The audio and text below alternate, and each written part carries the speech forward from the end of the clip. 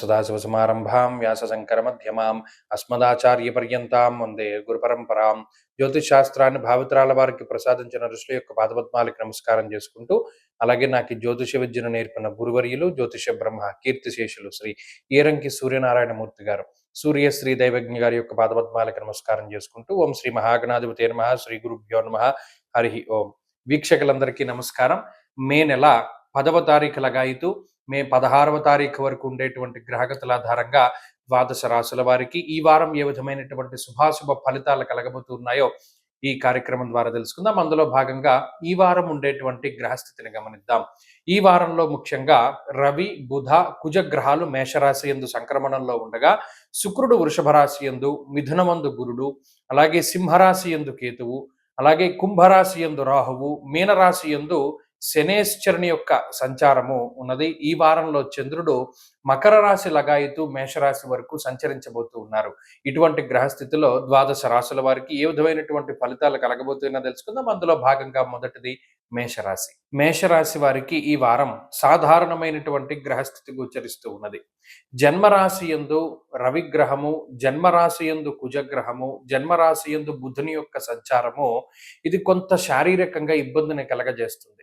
దేహార్తి చిత్త సంతాప అన్నారు. జన్మరాశి గతే భౌమౌ యక్ష రాక్షస పీడితం అన్నారు. అంటే కుజుడు రవి కలిపి ఒక రాశి యందు, అందున చంద్ర రాశి యందు, అంటే మీరు పుట్టినటువంటి ఈ మేషరాశి యందు ఎప్పుడైతే ఉంటారో రాక్షసుడు ఏ విధంగా అయితే పీడిస్తాడో ఆ మాదిరిగా ఈ గ్రహాలు పీడిస్తాయి అన్నది శాస్త్రంలో చెప్పినటువంటి మాట.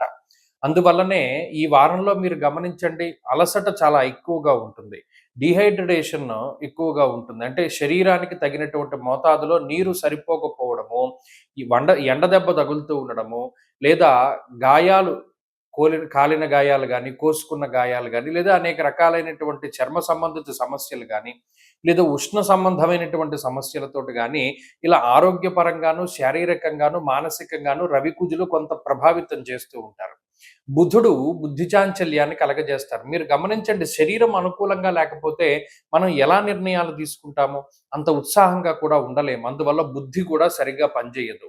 అలాగే ఈ వారంలోనే చంద్రుని యొక్క గ్రహస్థితి వ్యయభావమందు ఉండడం వల్ల అటు మనసు కూడా పరాకగానే ఉంటూ ఉంటుంది. ఇవన్నీ ఇంటర్లింక్డ్ గానే పనిచేస్తాయి.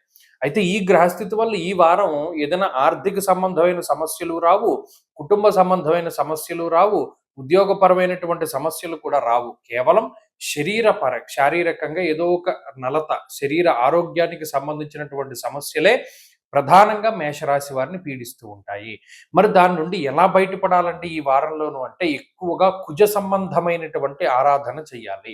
కుజగ్రహ అధిష్టాన దైవమైనటువంటి సుబ్రహ్మణ్య స్వామి వారి యొక్క అష్టోత్తర శతనామావళి స్తోత్రాన్ని కానీ, లేదా అష్టోత్తరాన్ని కానీ ప్రతిరోజు పారాయణ చేస్తూ ఉండడం.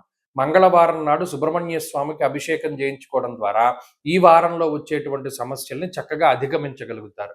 ప్రతిరోజు సూర్య నమస్కారం చేయడం ఉదయం లేవగానే, దానివల్ల కూడా సమస్తమైనటువంటి గ్రహ దోషాలు పోతాయి. కాబట్టి మేషరాశి వారు వీటిని ఆచరించండి. ఈ వారంలో కలిసొచ్చేటువంటి రోజు శుక్రవారంగా చెప్పవచ్చును. అదృష్ట సంఖ్య 2, అదృష్ట వర్ణము తెలుపు. తదుపరి వృషభ రాశి.